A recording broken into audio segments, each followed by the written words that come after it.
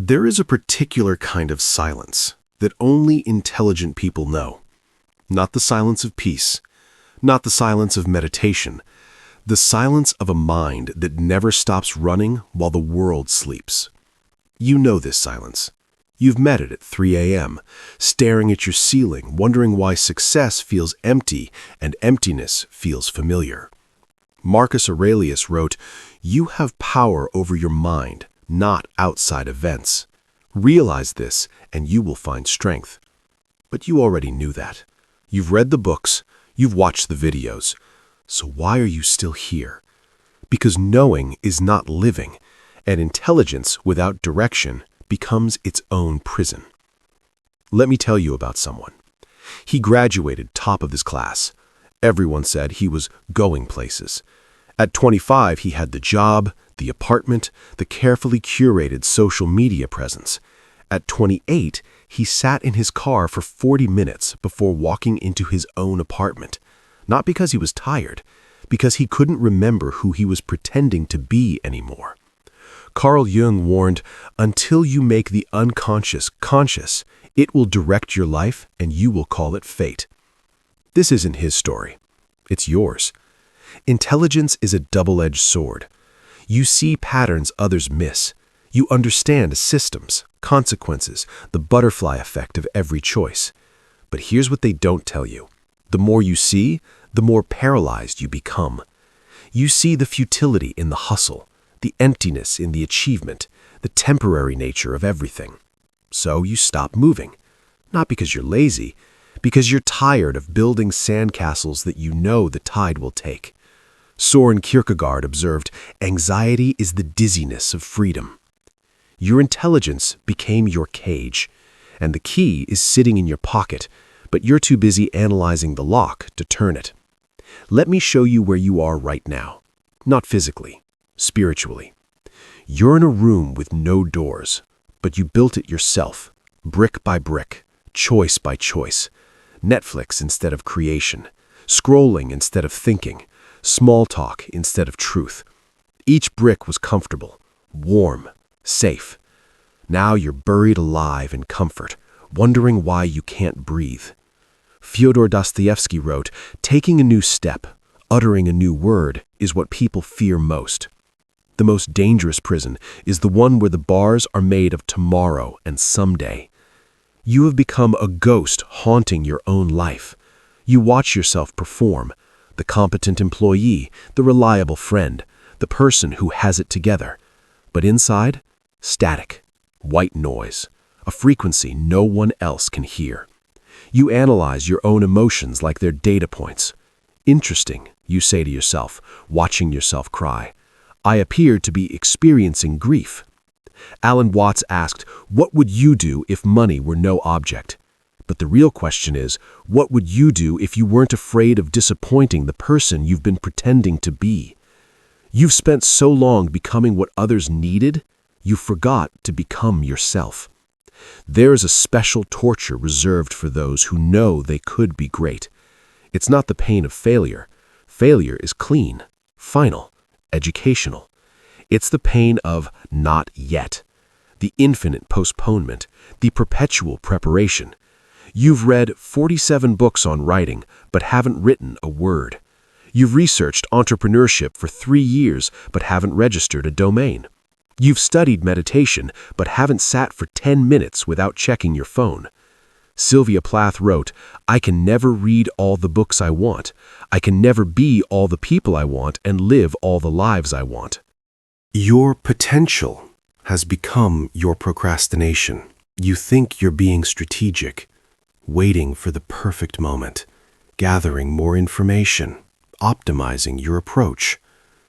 You're not being strategic. You're being terrified. Intelligence taught you that preparation prevents failure, but it also taught you that there's always more to prepare. So, you hide in research. You camouflage your fear as thoroughness.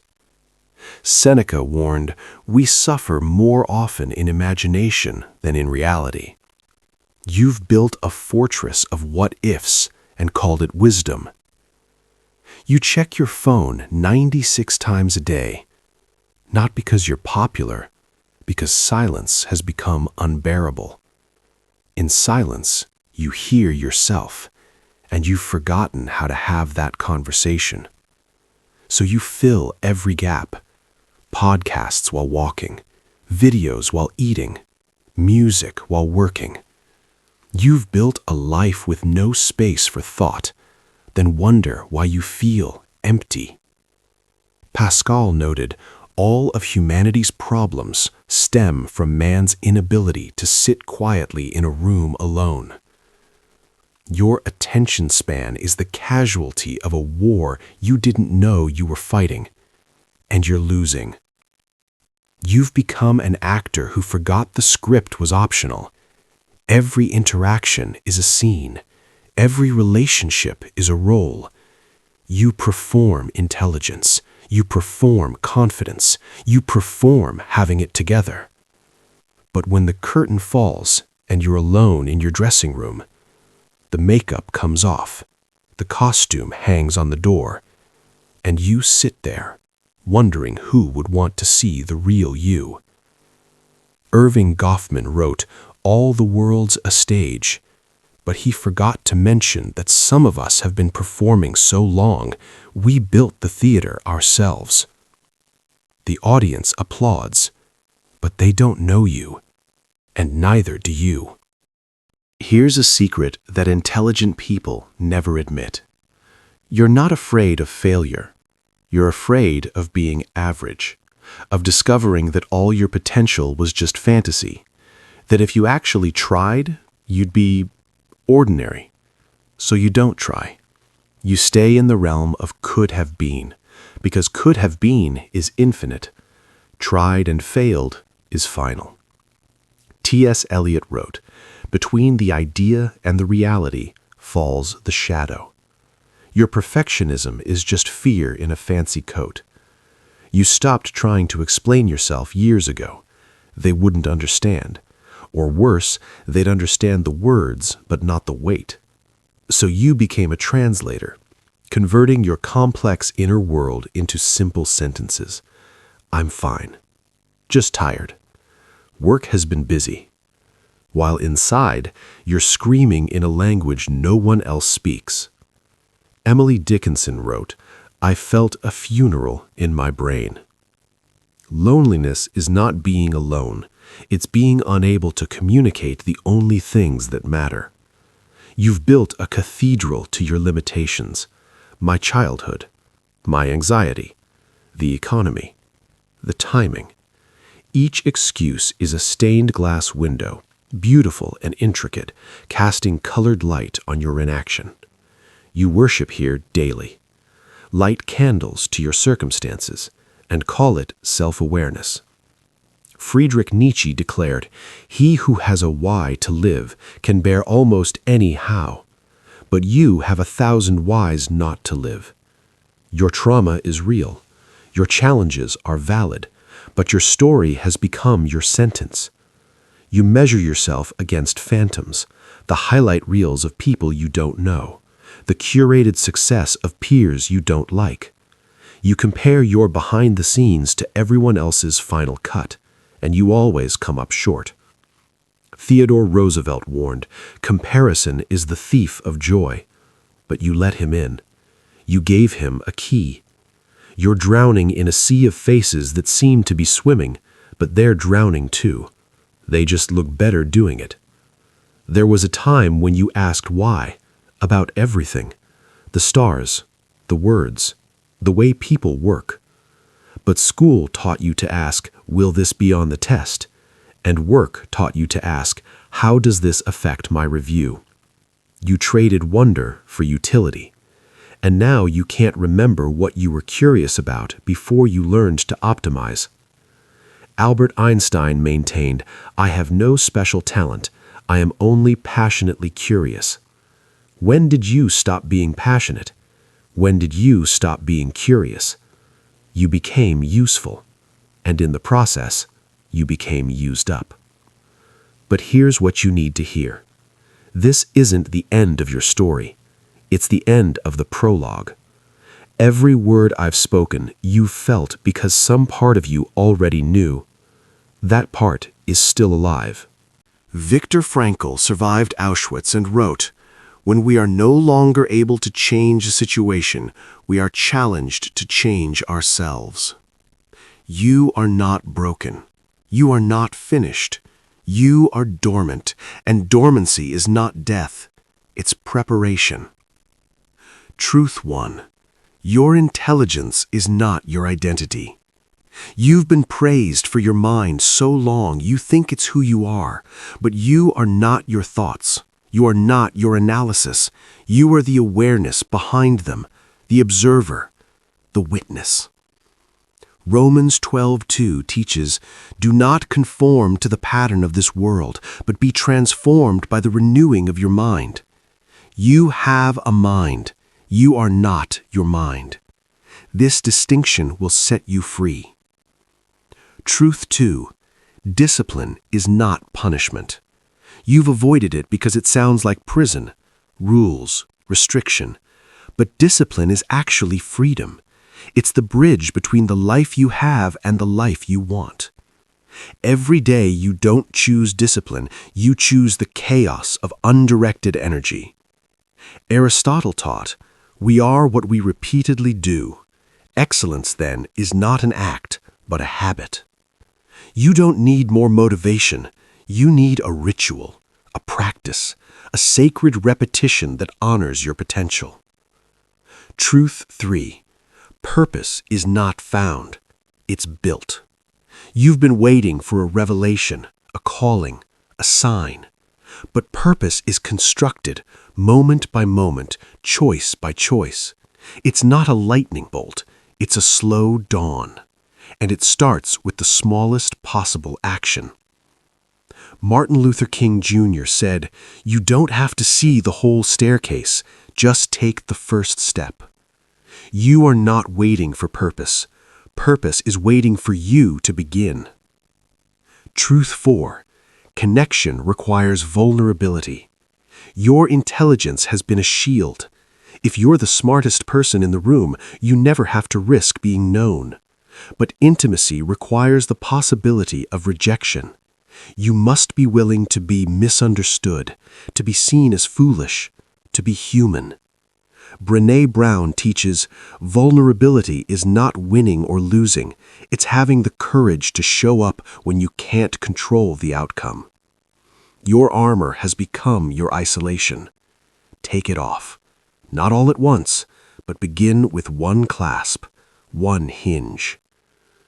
Truth 5. Time is not your enemy. You've been treating time like a resource to be managed, optimized, maximized. But time is the medium in which you exist. You don't manage time, you inhabit it. The present moment is not a step towards something better. It is the only thing that is real. Matthew 6:34 reminds us, "Therefore do not worry about tomorrow, for tomorrow will worry about itself." Each day has enough trouble of its own. Your life is not happening later. It's happening now. This breath, this heartbeat. Rumi wrote, "The wound is the place where the light enters you." You are not broken. You are not finished. You are dormant. And dormancy is not death. It's preparation. You don't need to become someone new. You need to remember who you were before the world told you who to be. That child who asked why, who built forts from pillows and believed in impossible things. That version of you is still there, buried under shoulds and supposed tos. Dig them up. Pablo Picasso said, "Every child is an artist. The problem is how to remain an artist once we grow up." You are not becoming. You are returning. Your dreams are not fantasies. They are memories of your future, blueprints of what is possible. But dreams without discipline are just entertainment. You must become the architect of your own becoming. One brick, one word, One step, one breath. Antoine de Saint-Exupéry wrote, "A goal without a plan is just a wish." Stop wishing, start building. The materials are all around you. Time, attention, choice.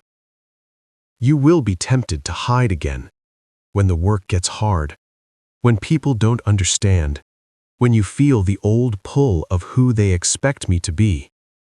Remember this feeling. The feeling of being seen, of being real. It's worth any discomfort.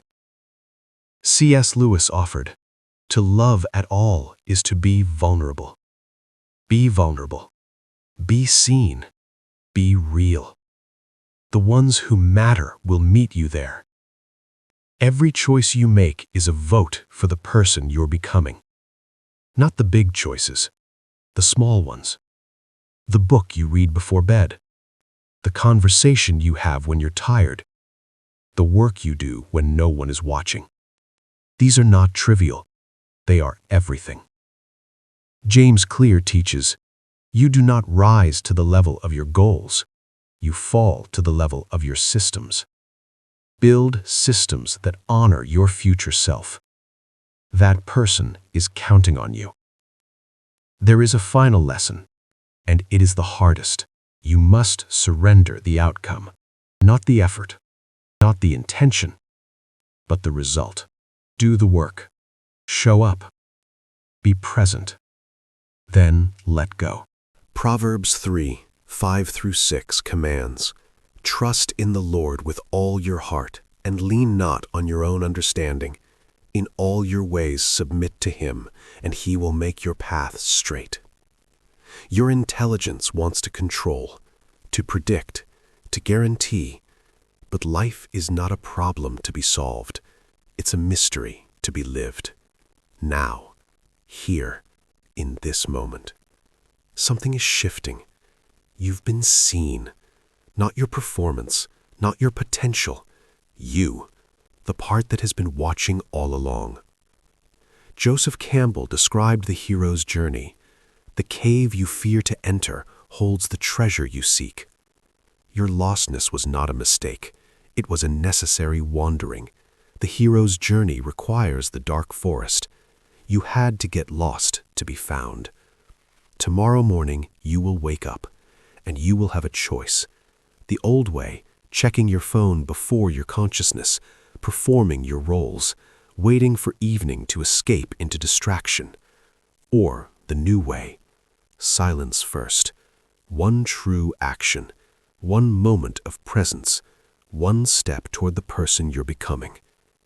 Lamentations 3:22-23 proclaims, "Because of the Lord's great love, we are not consumed, for His compassions never fail. They are new every morning. Great is your faithfulness." This is your new ritual, your new religion, the worship of your own becoming. This video will end, but your story continues. You are not fixed. You are not finished. You are fluid, becoming, alive. Every moment is a new beginning, every breath a fresh start. Rainer Maria Rilke wrote, "And now we welcome the new year, full of things that have never been." Welcome your new year, your new day, your new moment, full of things that have never been, because you have never been quite like this before.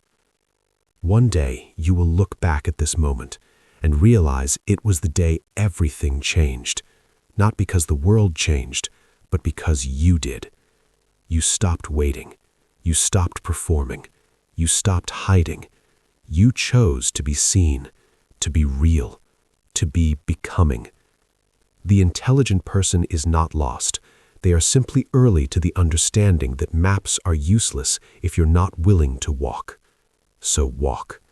Your life is waiting, not out there, here, in this breath. Begin.